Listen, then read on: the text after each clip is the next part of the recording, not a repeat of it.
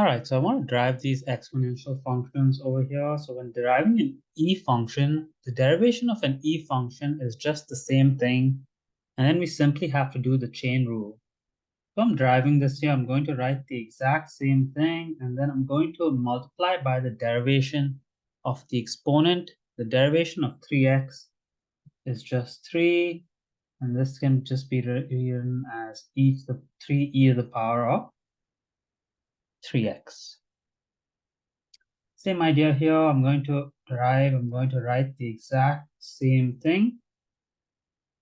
Then I'm going to multiply by the derivation of the exponent, which is just 3 again. This is just 3e 3 to the power of 3t minus 5. Same thing over here. When I derive, I have 2e to the 10t. I write the exact same thing. Then I multiply by the derivation of the exponent, which is 10. Then 10 times 2 is just 20 e to the 10t. Pretty similar in this next one. Y prime is going to be e to the negative 3x times the derivation of the exponent, which is negative 3.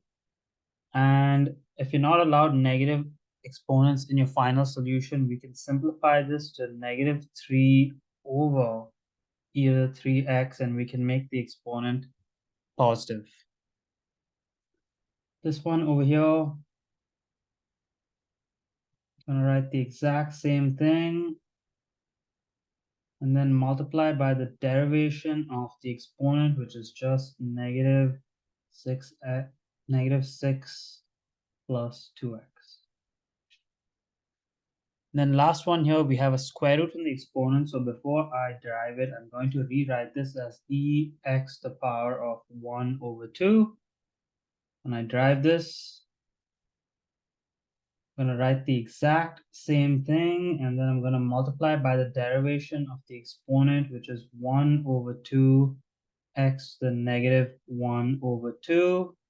This one can be simplified again if you don't want negative exponents. So that's just e to the x to the half divided by 2x to the half, or 2 square root x, whichever way you want to write it.